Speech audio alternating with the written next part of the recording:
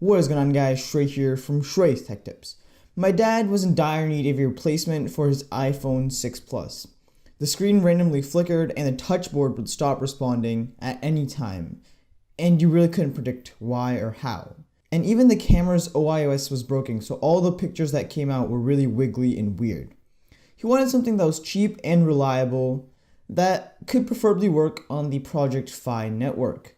That's why I led him to buy the Moto X4, which might be an extremely good choice for most people looking to buy a phone in 2018, although it has some 2016 characteristics to it. Without any further ado, let's jump right into the video. Before I get started, don't forget to hit that like button and subscribe to the channel. You guys have been crushing it recently, and we gained over 130 subscribers in less than a month, which is insane. Now, let me explain why I chose this phone for my dad instead of getting something else like the Moto G5 or maybe a Xiaomi phone. So my dad was looking for something that would be cheap, obviously, and it would get regular software updates with the Google Pixel line while being able to work with Project Fi. And this was a perfect phone for him.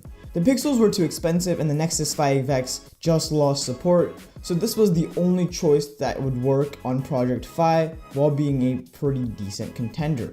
And an added bonus was that Google took his iPhone 6 Plus for $150, and we also got $100 of Fi credit, essentially bringing the cost of this phone down to $0. And I've been using this phone for a little bit, and I think this is a serious contender for people who haven't gotten used to huge screens like I have. I've been spoiled by my OnePlus 5T.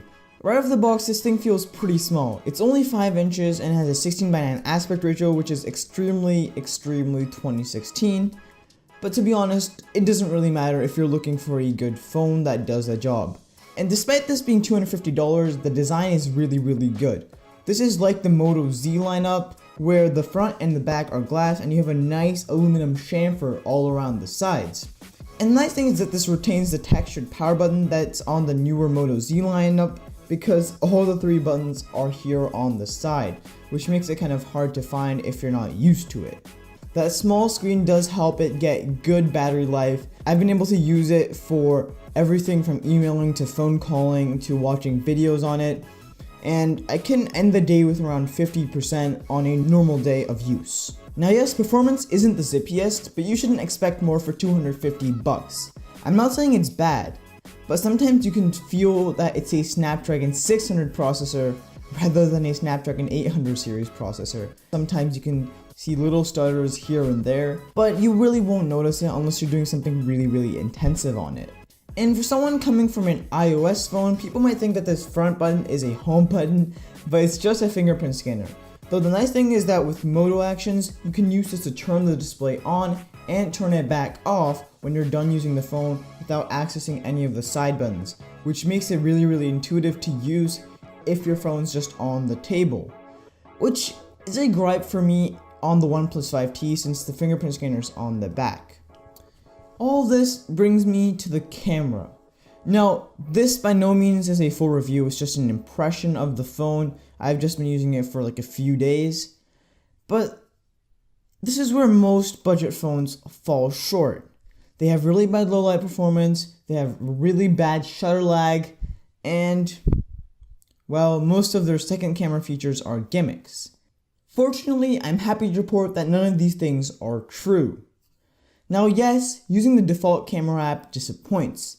The shutter of the camera lags a lot, and switching between the 12 megapixel normal shooter and the 8 megapixel wide shooter does take a little bit of time.